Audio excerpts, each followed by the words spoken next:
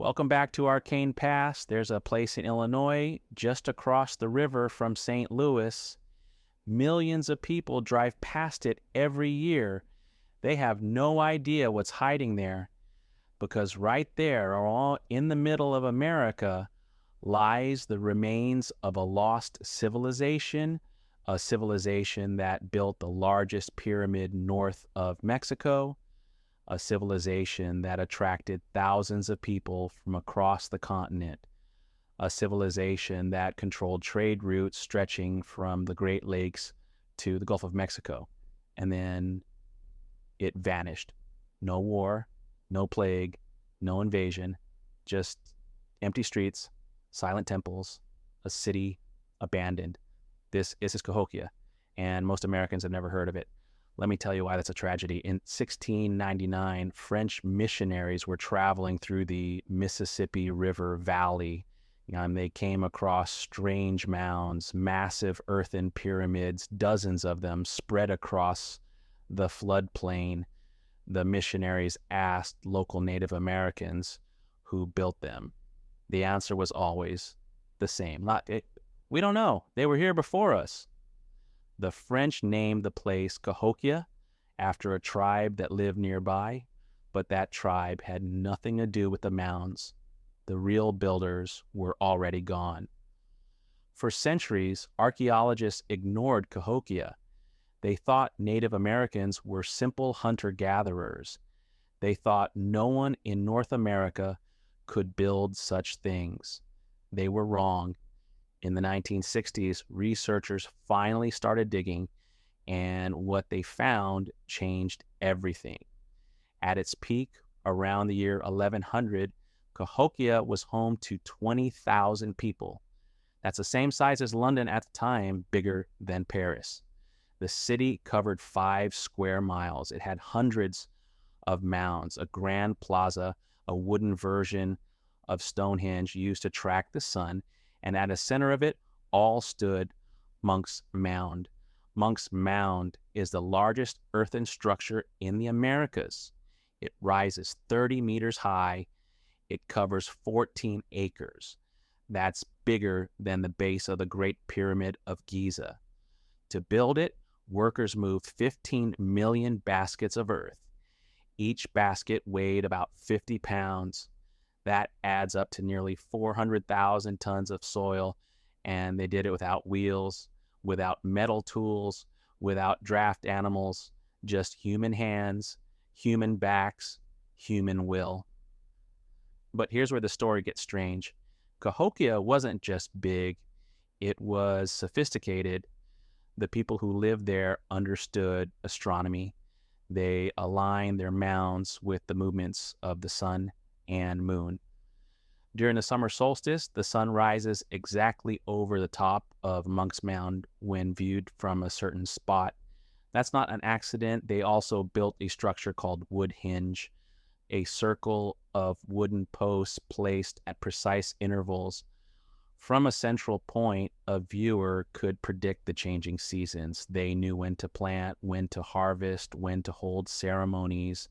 This was not a primitive society. This was a civilization, and they had enemies. Archaeologists have found evidence of a massive wooden wall surrounding the central part of the city, 2 miles long, 15 feet high, built from thousands of logs. The wall had watchtowers, bastions, a dry moat. This was not decoration. This was defense. Someone was trying to get in. And the people of Cahokia were terrified of them. But then around 1200, everything started falling apart. The population began to shrink. People left the city. The mounds stopped being built.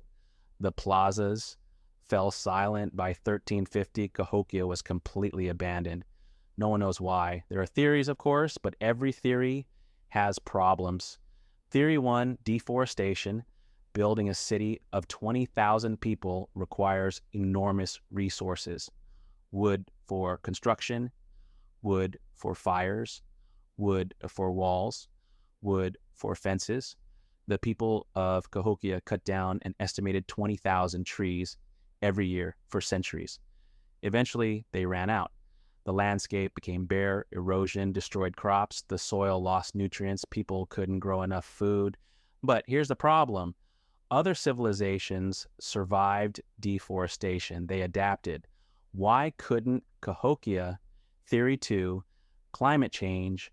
Tree ring data shows that around 1200, the Mississippi Valley experienced a major drought. It lasted for decades. Crops failed year after year. Famine spread.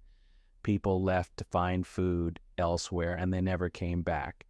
That sounds logical, but there's a hole in this theory. Other droughts happened before. Cahokia survived them.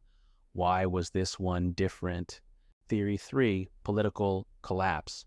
Cahokia was ruled by a small elite, kings, priests, maybe a single god king, all powerful, all feared.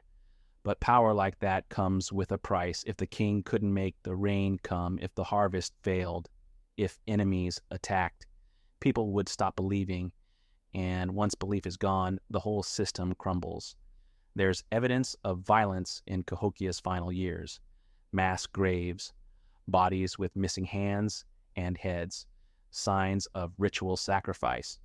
Maybe the poor rose up against the rich. Maybe the city tore itself apart from the inside. Theory 4, disease. A crowded city of 20,000 people is a perfect breeding ground for sickness. Cahokia had no sanitation, no sewage systems, no understanding of germs. An epidemic could have swept through the population, killing thousands, leaving the rest too weak to maintain the city. But no evidence of disease has ever been found. No mass graves with signs of infection, no records left behind. So which theory is true? Maybe all of them. Maybe deforestation weakened the soil. Then drought killed the crops. Then famine caused political unrest. Then disease finished the job. Or maybe something else happened, something we haven't discovered yet. Because here's the most disturbing part of the Cahokia mystery. When archaeologists excavated the main burial mound, they found something terrifying. A pit lined with stone filled with the remains of more than 200 young women. They were buried alive or sacrificed. Their bones show no signs of battle, no broken weapons, no defensive wounds. They were simply placed there in rows, face down, as if they were offerings. At the bottom of the pit, they found a man lying on a bed of 20,000 seashells. His body was covered in copper and mica. He wore a necklace made of polished stone discs. This was almost certainly a ruler, a king, a god on earth. The women were buried with him, perhaps to serve him in the afterlife. That means the people of Cahokia practiced human sacrifice on a massive scale. Some archaeologists estimate that over the city's history, hundreds, maybe thousands of people were sacrificed, mostly young women, mostly in their teens. This wasn't just ritual. This was terror. And maybe that's the real reason Cahokia fell. Maybe the people had enough. Maybe the mothers and fathers finally refused to give up their daughters. Maybe they rose up and tore down the system that demanded blood. We'll never know for sure. But here's what we do know. For 500 years, Cahokia was the greatest city north of Mexico. For 500 years, it was a center of trade, religion, and power. And now it's gone. The mounds still stand. You can visit them today. There's a museum, a walking trail, interpretive signs, but the people are silent. The kings are dust. The sacrifices are bones. And the question remains, what happened to Cahokia? The official answer is, we don't know. But that's not satisfying. People want answers. People want closure. Maybe the answers are still underground, waiting to be found. Maybe the next dig will uncover a clue, a tablet, burial, a piece of the puzzle that makes everything clear, or maybe the mystery will remain forever. Maybe Cahokia's greatest secret is that there is no secret, just a city that grew too big, too fast, too dependent on one man, one idea, one way of life, and when that way stopped working, the city died. That's a lesson for all of us. Cities fall, empires crumble, civilizations disappear, but the mounds remain, silent, patient, waiting. So here's my question for you. Would you visit Cahokia? Would you walk among the mounds and feel the ghosts of 20,000 people who lived and died there? Or would you stay away? Let me know in the comments. I read every single one.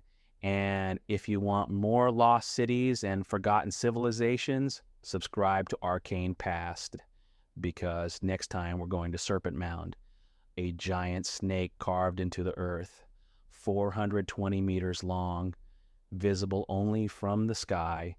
No one knows who built it. No one knows why. And that story is even stranger than Cahokia. See you there.